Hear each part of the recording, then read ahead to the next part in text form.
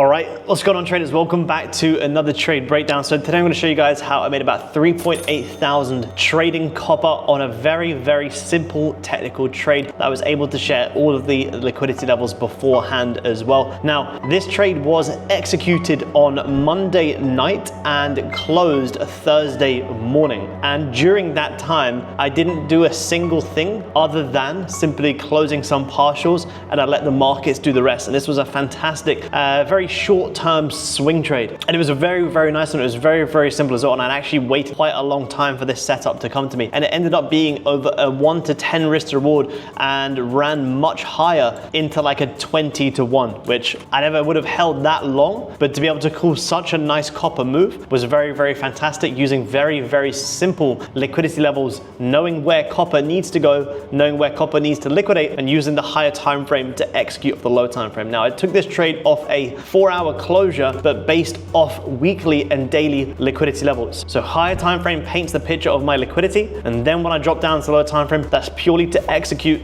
based off the hard work that I've already done the higher time frame. So we'll jump in, I'll break it down. You guys are here on YouTube, drop a little like, subscribe, and let's get straight into the trade breakdown. All right, guys, so this is the trade here, and I will pop up throughout the video the screenshots of the position as well. And I only took this position on my personal account at a 0.1 lot on the CFD side, which you guys who are trading futures, that's just using 1 micro. So 3.8 thousand from using 1 micro just shows you guys, if you want to trade personal, you don't have to be trading massive size to be making good money. I made 3.8 thousand in a single trade with very little work. So I'll show you guys the position. If we just replay this for a minute, replay this to where we closed on Friday. And what we saw is this weekly was throwing very nice rejections. And this is where I was sharing on my live stream, which you guys would have been able to tune into for absolutely free. You guys can go back and watch it. I was saying on the live streams, this is throwing beautiful rejections after a really nice breakout with some nice liquidity up here around 4.5 and this previous weekly high. Now, coming into the following week, all I was really looking for in this week was price just to give a little bit of a bottom wick. If I draw it, will skip it forward. To give a little bit of a bottom wick, respect this low, and then to continue pushing up. However, this is the morning where we saw that massive panic selling across all markets. And all this to me was just a fantastic buying opportunity. Did I expect that price would come down and grab these lows one more time? Absolutely not. But my job isn't to expect anything. My job is to simply react. So as we were getting back down to these lows, which I'll play forward for you guys. So here was my liquidity levels. If I just draw them on, we had weekly highs up here.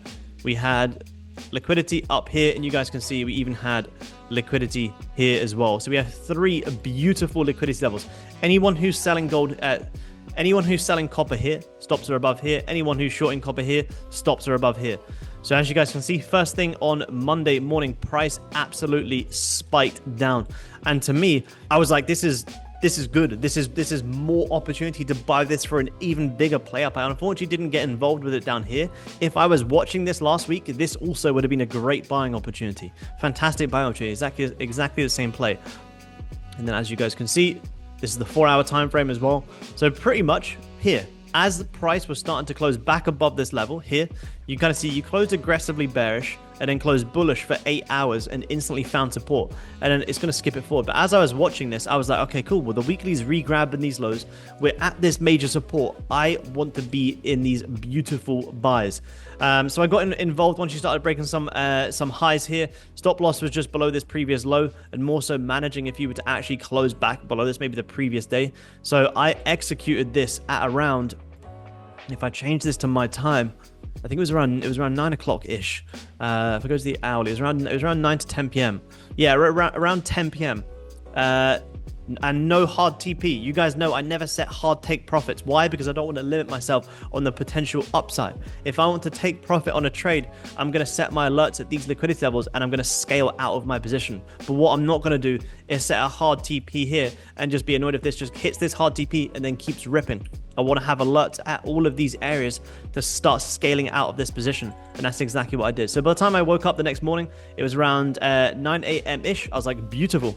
That was a fantastic sleep. So I woke up there. I took around 60% off the table. And my next target was to hold this all the way back up into these highs here. And as you guys can see, once you clear these levels, you had some more pullbacks. But then copper was just absolutely non-stop. Same as gold, just absolutely booming. And that right there is where I scared out 100% of the position. So for a round, it was slightly lower, somewhere around here. It was that morning. It was the Thursday morning I started to close this, so it would have been somewhere around here. Like I say, I'll post the screenshot so you guys can see it. Zero drawdown on this position and pushed absolutely amazingly. Hit liquidity level number 1, pulled back. Hit liquidity level number 2, pulled back, and then absolutely smashed through liquidity level number 3. And my small runner, which was about 40%, ended up making more than the initial position down here, and that just goes to show. And that was just holding a 0.04, which is tiny, very, very small position. I wish I would have sized up on this a little bit more because it was such a big trade. However, just using 1 micro here on copper, a 0.1 lot on the CFD side, ended up being a huge trade. You can see here, as soon as I saw that this daily grabbed the lows and actually closed bullish, I was like, cool, I'm holding these runners all the way up into my all-time high, all the way up into this weekly target. And then as you guys can see, the weekly just absolutely ripped and has continued to rip even more. If we just clear it to where we are now, look at that. What an absolutely insane run. Would have, again, this is why you always want to hold something. So even if it's just a small runner, which doesn't feel like very much, then runners absolutely add up.